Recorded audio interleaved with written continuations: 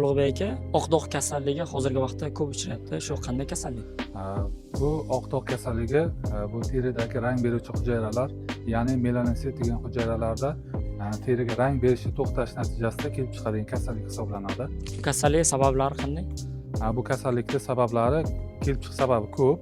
Bu asosan tashqi omillar ta'sirida, ya'ni hozirgi kundagi tashqi ta'sirlar, mana quyosh yoki oziq-ovqat mahsulotlari yoki stress olish natijasida kelib chiqadigan sabablar, ba'zida irsiy sabablar ham kuzatiladi.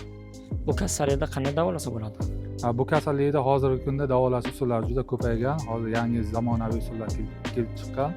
Bunda asosan fizioterapiya muolajalarida hozirga katta yutuqlarga erishilyapti.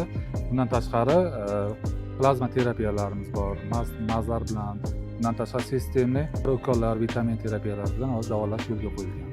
Davolanish muddati qancha vaqt bo'ladi? Davolanish muddati bunda teri hujayralari sekin rivojlanadi, o'sishi ham sekinroq bo'lgani sababli 1 oy, 2 oy, ba'zida yillar ham sabab bo'lishi mumkin.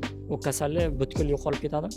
Bu kasallik butkul yo'qolib ketadi agarda bemor o'sha shifokor aytilgan muolajalarni o'z vaqtida olsa va turmush tarzini yaxshilab borsa, natija bo'ladi.